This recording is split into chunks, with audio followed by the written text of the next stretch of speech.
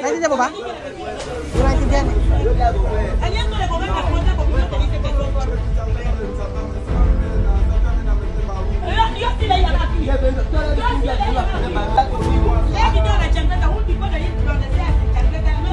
Mira, aliante de mala costumbre de cuando un niño adulto le hace algo, le pega. Anong problema?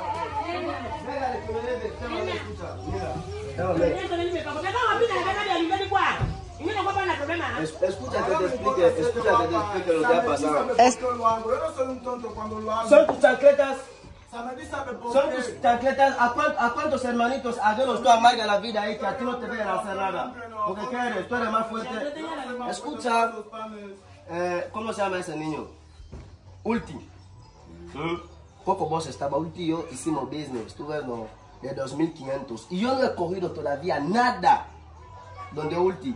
Ahora yo digo Ulti que tráeme mi cosa, me va haciendo de grande cabeza.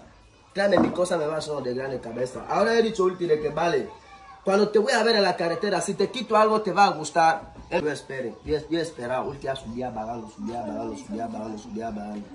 He encontrado Ulti en la carretera, he dicho Ulti de que dame. Cuando él lo ha cogido, él mismo ha comprometido que no lo va a vestir hasta que Ulti le va a dar su dinero. Si no es tu problema. Hasta que yo se lo voy a sacar. Tú me vas a sacar la Yo te lo voy a sacar. Tú lo vas a ver. Tú estás conmigo.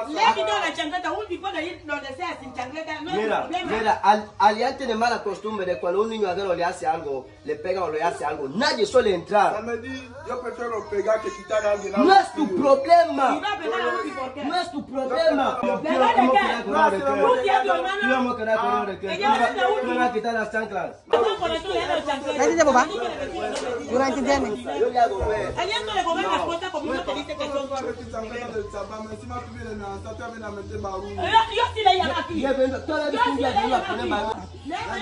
¿Por qué tú contento? Ay, tú no puedes salir. Chismosa. Tú chismosa, mira. Solo hasta aquí. Ano na? Sila. Next month alis na siya. Quita mi dinero después de las quita mi dinero. Dame mi dinero. Yo te he dicho que el mismo día quiero mi dinero, así te digo. ¿Cuánto dinero quiere? 2.500. Oh, yo paga, ya está. 2.500, tú lo sacas aquí. No, sí. Después. Tú lo sacas aquí. Si te dan este dinero, Después, ¿cómo voy a alianzar? Sin chancleta. Tú vas sin chao. ¿Y por qué tú lo andas? Yo lo doy a Ulti. No te digo que lo va a dar. Ya está. Ya está, Sammy Dibete. Dile que me traigan los panes. Todo lo que está dentro es milladura, pero. Para terminar, ya está. Ya está. Yo no estoy dentro. Hay que terminar. Ya está. Lo que tú buscas conmigo. Nunca te provoco. Tampoco no te sigo. Yo tampoco no te sigo. Cuando él lo hace aquí, vamos a chillar, tú me vas a pelear, el policía va a venir, le van a... Ah, sí. Cuando él lo está, si yo mismo yo sé, cuando ella quiere que el policía coja dinero. Ajá. Pero yo, ahora mis puestos, mi pie ya está en el avión. Tú, lo que tú buscas, tú me lo vas a tener. Lagot kayo kay Chaselsa. No, yo entiende, Sammy D. Aha. Ito talaga kasing si Alyan eh, pasaway eh, no? Naintindihan mo ba yung kwento? O sige, ikukwento ko sa iyo kung paano. Kwento ko sa iyo ng matindi. Natatawa na lang ako kasi very wrong yung kanyang very wrong ang kanyang ano tawag very wrong ang kanyang tawag yung kanyang reason. Oh, very wrong ang kanyang reason. Kukwento ko sa iyo kung bakit. Ganyan. Chámame tarde. Corro y deja que eso vaya. Que ese problema pase. Para terminar ese problema, chámame. Ya está. Corro y deja que ese problema vaya. ¿Cómo eso le anda sin zapatos? Oh, ahora tu explicar. Oh, Balbina, explicar. ¿Tú no sabes? ¿Explicar qué cosa? Tú no chismosa hoy, ¿ha? Es solo ella chismosa. Chámame. Baby, calma. Ay, yo no tengo problema. Baby, calma. Mi pie está así dentro del avión. Sabi ko, kalma ka lang. Wala na siya problema. Yung kapaa daw niya ay nasa Nasa aeroplano. Baby, kalma. Sa mamayo na intindi. Hindi ko rin kasi naintindihan mga amigo. Dahil yung makinig hindi natin naintindihan. Hindi ko naintindihan. Ang naintindihan ko lang, esto panes, koherde, ayan. Mandar la sukasa. Merong birthday ay kumpleanyo, no? Pag may kumpleanyo, ganyan binibigay tayo yung mga amigo. Pakita ko sa inyo. Merong popcorn, may tinapay. Ganyan. Si Mahmoud, umiiyak si Mahmoud, gustong pumunta sa may birthday. Ngayon, ano na? Pag may birthday dito, ito nakipapansin ko binibigay nila, ganyan, ganyan, may popcorn. Nakalagay sa labok. Lahat ng mga bata, ganyan, pagdating ni si Osop, umiiyak. Tapos si Mahmoud naman umiiyak. Por kay llorar, Mahmoud? No tiene palumitas?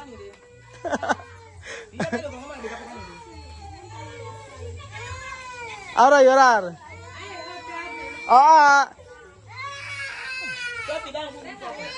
Sopi dat poko gundo, no?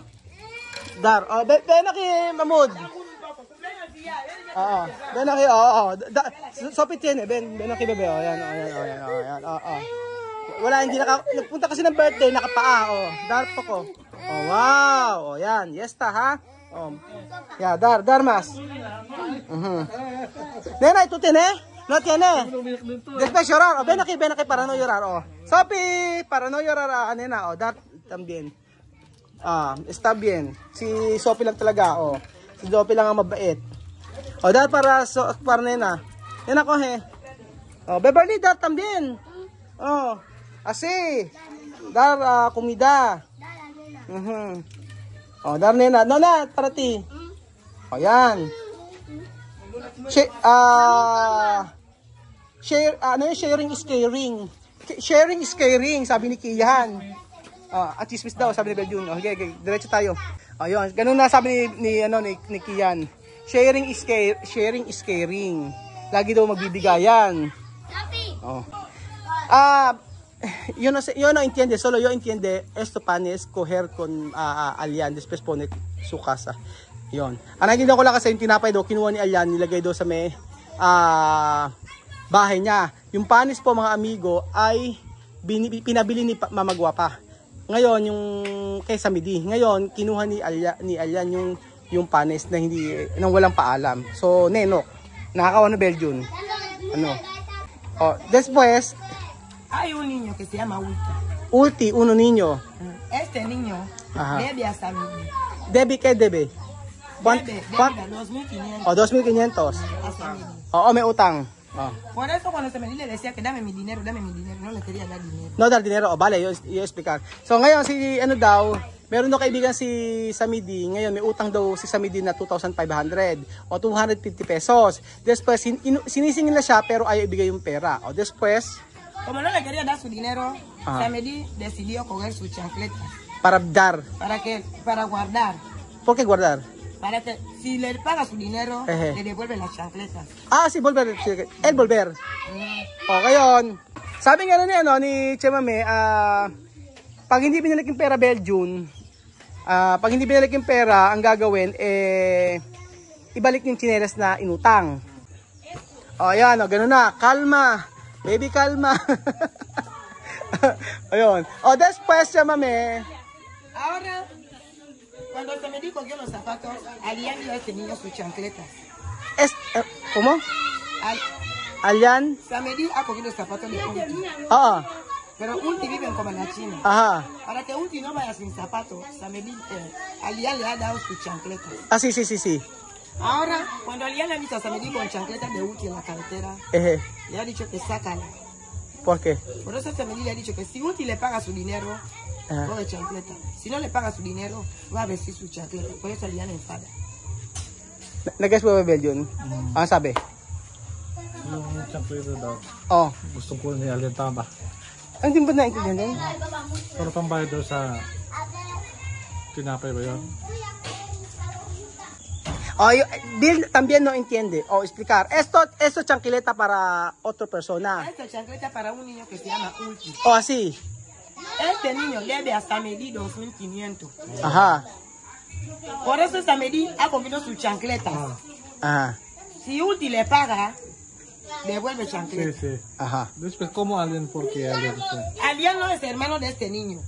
No forma con este niño. Sí. No es nada para este Sí. niño.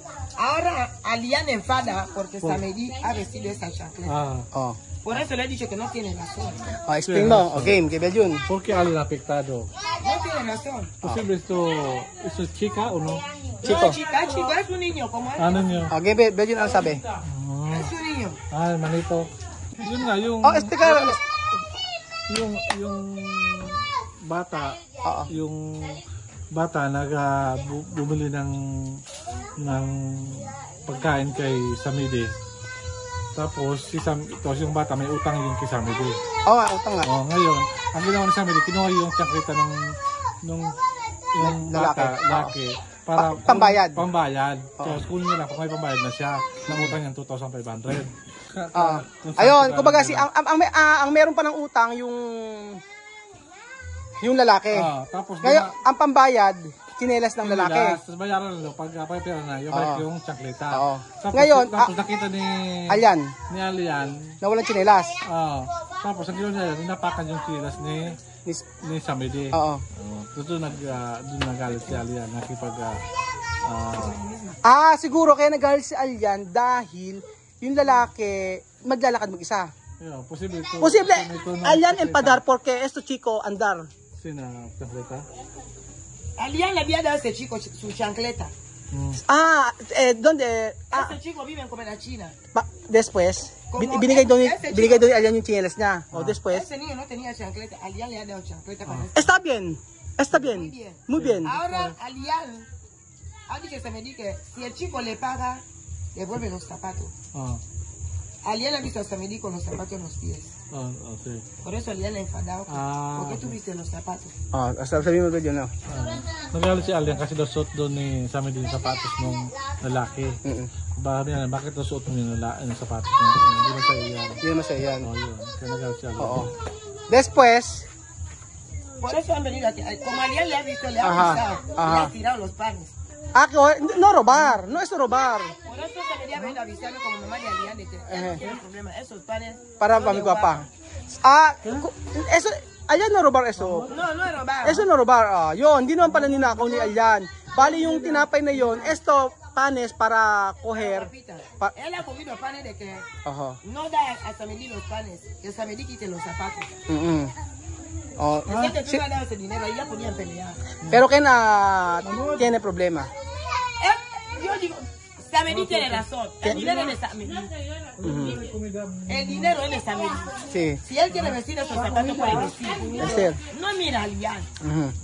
So ang sabi ni Chamame, ang meron daw rason, ang merong reason daw ay si Samedi kasi si Samedi daw alam pakialam si Alyan kung suot-suot ni Samedi yung tsinelas ng lalaki. Kung si yung lalaki ay walang tsinelas na pinahiram ni Alyan, walang problema si doon.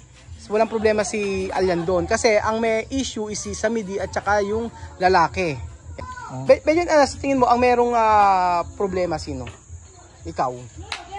Siya lang kasi nakialam. Kasi ang problema nito si Samedi. Hindi naman niya problema yun. Pero yung ang pinopoint ni Alyan, is yung lalaki paglalakarin mo, ganun, 'di ba? Paglalakarin mo walang tsinelas, 'di ba? Kaya binigay ni Alyan yung kanyang tsinelas. So naawa pa si Alyan. Tapos ang problema kaya kinuha niya yung tinapay. O yun ang pagkakamali ni Alyan. Pero solo problema de Alyan coger eso panes. Solo esto. También él no tiene que hablar ese problema porque no es tuyo. Yun, tama ni Chamame. Sabi nyo, sabi nga ni... no es tu hermano. Oo nga.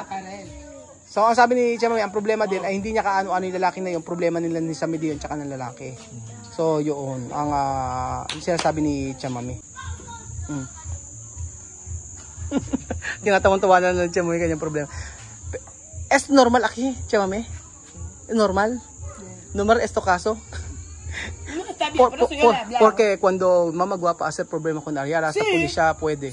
Yun. Di ba pwede, Belgian, ano? Pwede siya ipakulong ni Mama Guapa. Kasi yung tinapay na yun para kay Mama Guapa, tapos kinuha ni Alyan. Tapos, hindi ko makita yung reason ni Alyan eh. Naawa lang siya sa bata.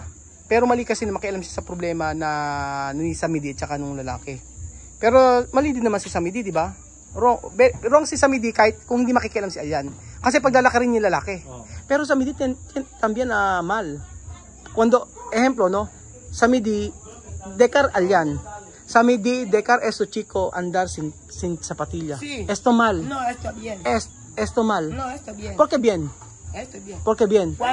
Cuando tú me debes, yo, por favor, yo quiero vale. Tú da vale. Cuando esta persona no quiere pagar tu vale, tú vas a tu casa, tú coges cosas. Sí. Ganyan o así, ganyan doble yun. Pero chamame, andar hasta aquí hasta allí. Sí. Pero yo para mí esto, yo no puede, yo no quiero hacer esto para otra persona. Por eso tú ves que yo mami no coge vale. Así. Por eso yo no cojo vale. Vale, problema. Yo no cojo. Hindi kasi kumuha ng utang si Chamay, hindi umutang yan. Yo no cojo vale. Kasi sabi ko, meron si Samidi naman kako, hindi naaawa kasi yung lalaki may utang tapos ang kabayaran tsinelas, paglalakarin mula dito hanggang sentro. Sabi ko hindi good yun. Sabi niya Chamay, ganito dito sa Equatorial Guinea. Kapag ka umutang ka, ang kukunin sa iyo yung mga gamit sa bahay, tama ba yun ano? Yung mga gamit sa bahay. Ganun. So, ayun pa mga amigo na lutas naman ng problema. Kakaiba talaga dito, no? Nangyayari din naman. Nangyayari sa Pilipinas, oo. So, wag po kayo ma-stress mga amigo. Sa Pilipinas nga kinukuha pati mga ari-arian. Ari-arian, ano? So, papat sa bahay kunin. Oo. Kung sa pulis muna. Kaya nga. So, yung nabayaran. So, ayun pa mga amigo, kami uuwi na. Wag po kayo ma-stress. At ito po yung totoong buhay namin dito sa Equatorial Guinea. Pero, ahora terminar. Sí. No tiene problema. Sí, yo sé terminar, pero cuando van a ir ahí, van a ir a discutir ahí. Discutir, sí. Yo lo sé. Sí, porque no está bien. No está bien porque cuando le dicen que llega no va a escuchar. Aha, sí. So ayun pa mga amigo, salamat po at ingat po ang lahat. So ganun ang buhay sa Equatorial Guinea. God bless po. So nandiyan na po sa kami sa bahay mga amigo at gusto kong tanongin si Jose kung ano ang kanyang pananaw sa nangyari. Jose, ganito nangyari. Nagkaroon ng problema doon kila Samidi. Si Samidi tatay ni Nena, di ba? Ngayon yung tatay ni Nena ay mayroong lalaki na may utang sa kanya. So ngayon may utang na 2,500 o 250 pesos. Ngayon itong lalaki ay walang pera, ang naningil. Ngayon dahil walang pera, ang kinuha ni Samidi tsinelas. So ngayon yung lalaki maglalakad. Walang tsinelas hanggang sentro. Ngayon si Alyan umentra. Sabi ni Alyan, ito yung tsinelas ko, pahihiram ko sa'yo. Ngayon, pinahiram sa lalaki. So nangingialam kumuha na kailam si Alyan. Problema ni Samidi yun tsaka ng lalaki. Ngayon, ang ginawa ni Alyan, kinuha yung tinapay ni Samidi. Pagka nagbayad na yung lalaki, pag binalik yung tsinelas, tapos ibabalik ni Alyan yung tinapay na panis. O ngayon, ang tanong doon ay sino ang may mali? Dapat siya din na nagsali. Ayun, yun yung sabi na Chamame. Dapat masali ka pa, hindi ka naman sasali sa problema na. Tapos, yun nga din sabi ni Belgian tsaka ni Chamame. Dapat di siya nakisali. Ang pinupoint kasi ni Alyan ay bakit paglalakarin mo yung tao mula dito hanggang sa may sentro. Naawa lang siya. Naawa siya, oo. Pero ngayon, ang mali naman ang tingin ko mali ni Alyan, bakit niya kailangan kunin pa yung tinapay? Binigyan lang sana niya, wala siyang ginagawa. Pahiram siya tsinelas. Yun lang. Tsinelas lang, huwag na siya maggalaw. Ayun. Dapat yan. Ayun lang. So ayan, tapos na. Yun lang, naikwento ko lang.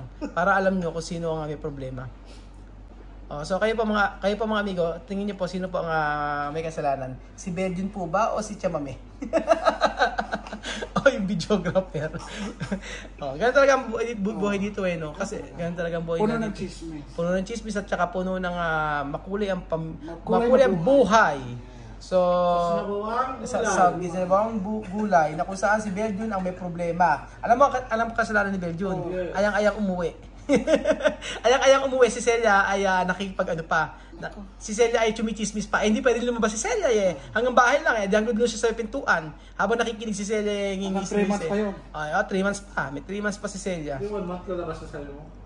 3 months. 3 months 3 months Belgian. Mahaba na yung video Belgian 3 months. Pero kaya doon kailangan alis yan. After 1 month. So 1 month, 3 months. Pwede siya lumabas pero naka-taxi. Sa loob ng taxi lang.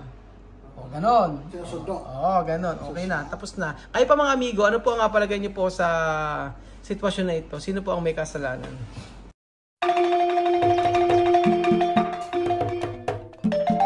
na-appreciate ko yung paano sila nagdadasal.